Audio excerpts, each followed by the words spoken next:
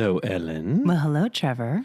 Here we are, back at the table for a little episode of Yard to Table. Yes, our last episode of season 1. Season 1, it's sort of a wrap-up. Yeah. A wrap-up and a look back at old season 1. Yeah, I mean, what an amazing journey this has been. It's been pretty cool. We have had a lot of fun. We have, and it's been a lot of fun, like we said, very joyful.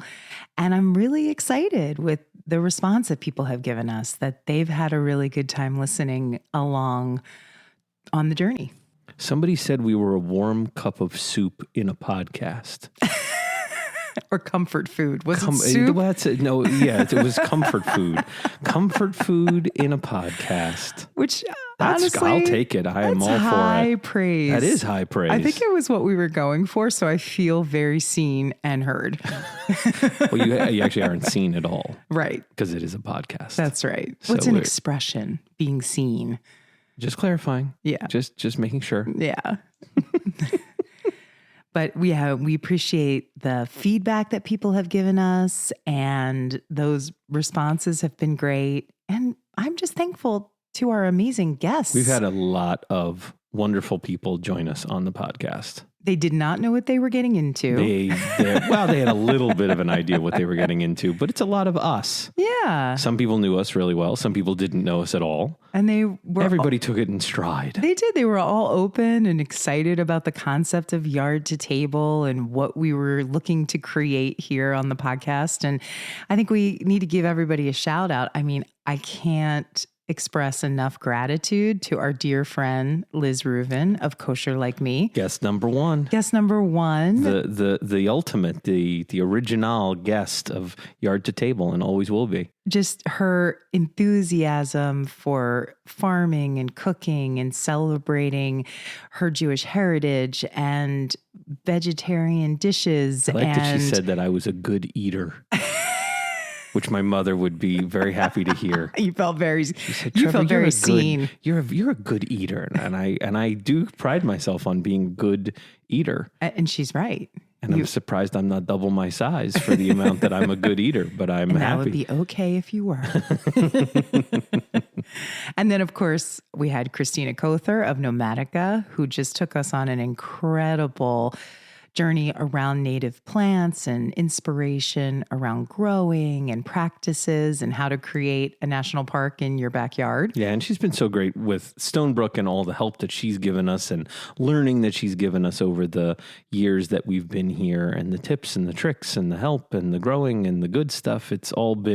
She has definitely helped the yard in immeasurable ways. And I love Christina always messages me on Sundays.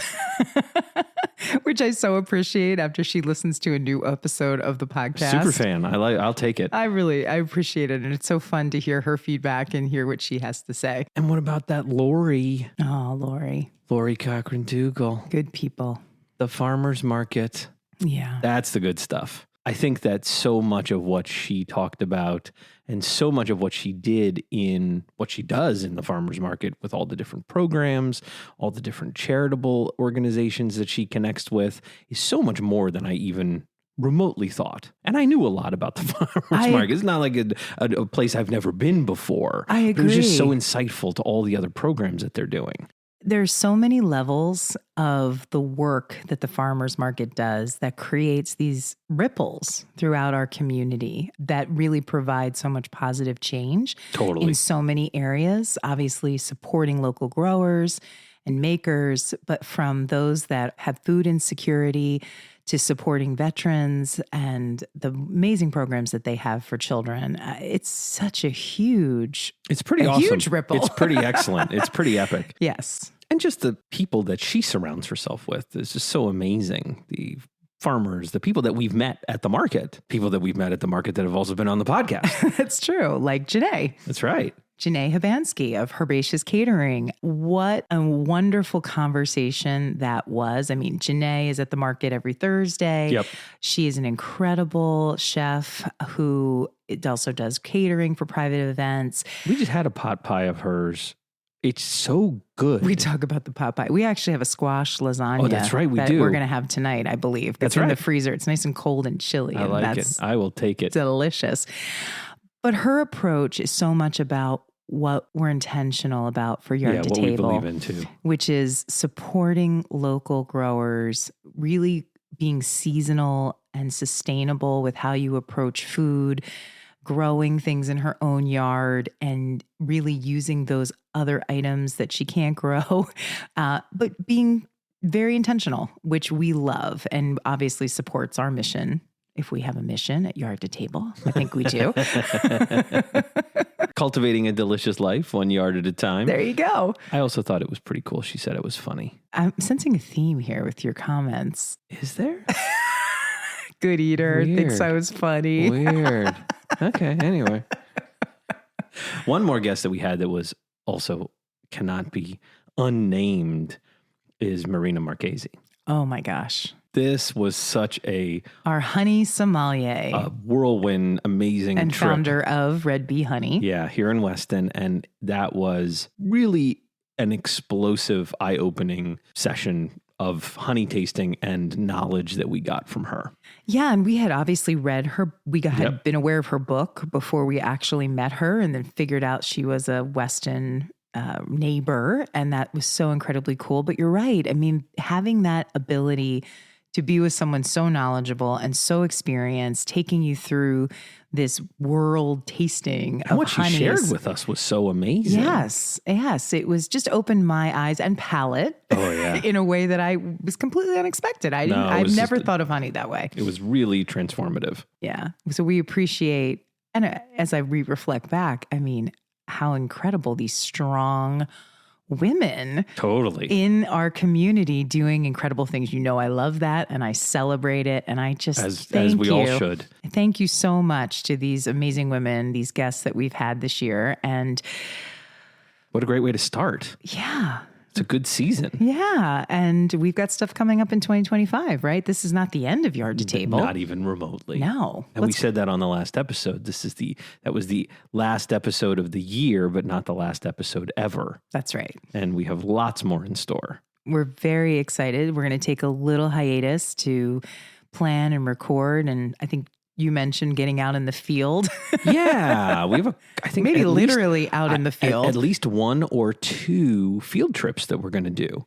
Why not? This is a very exciting trying it out and see how that goes. Because we want to take you all along with us in this world, this incredible community and world that we live in. And so we're going to try it. And our plan is not just to stay just here in Weston and the very tight-knit surrounding areas, but we're going to go on the water. We're going to go into the forests. We're going to go into the fields much further out and really start to explore this still super hyper local culture of food and growers and what people are doing in their yards. If their yard happens to be the Long Island Sound, that's a yard. That's a yard. It's a different kind of a yard, Agreed. But it's a yard. It's what's in their spaces and their homes and their businesses.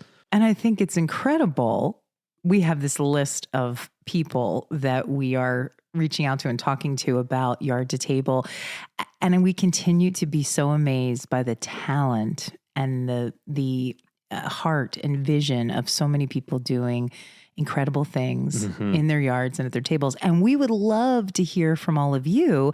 If you know someone that is creating, growing, doing amazing things in their yard, we're open to understanding who else we need to meet. Yeah, we want to explore our area and find out more about the people that are doing the great things. So please feel free to email us on the show, and it's all in the show notes, and we'll have a look and a listen, and we'll explore a little bit more and try to get some of your favorite guests on. And like we said, we'll be back soon.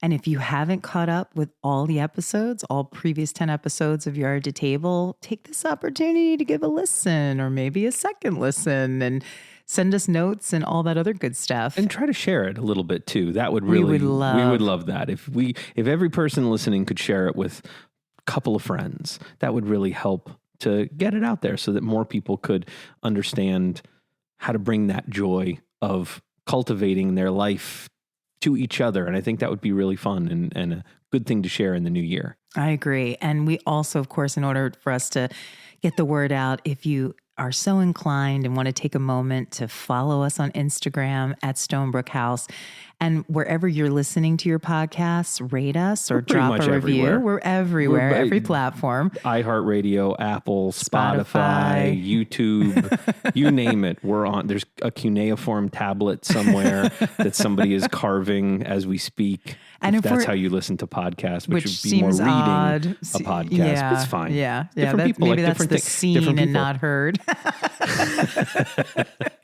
But if we're not on a platform that you love and you listen to your podcast, let us know that too. Yeah, and we can certainly find a way to get on that platform. Yeah, and as we close up our first season, thank you for doing this journey with me. Thank me. Yeah. Oh, well, thank you. Yeah. This has been a lot of fun. Yeah, and it's been such a great experience to do together. We've talked about this for a long time. Even in Los Angeles, we talked about something that was something that we could do together, very similar to this. Different name. Yes. A little bit more food oriented, but we had always wanted to do something like this. So it's nice to do it. Yeah, it's been such a great time, and I look forward to more adventures together as we plan our next season. Especially since pretty much, I would say over 50% of all of our guests said that chickens would be something we should think about. How did you just slip chickens? Adventures, more adventures together. Chicken adventures. I'm going to pause. Is that the end of our episode? Is that the end of our time? As we conclude. Ever hopeful. You never in know. My chicken mission. You'll never know. I might change my mind at some point. Not yet, but maybe at some point I will. Season 2. We always have season 2 to look forward to. Thanks everybody for listening, and we will be back in just a little while. Thanks for being with us and having a seat at our table. Yard to Table is a production of Macrocosm Entertainment. Don't forget to rate us and subscribe anywhere you listen to podcasts. And for tips and more information, follow us on Instagram at Stonebrook House.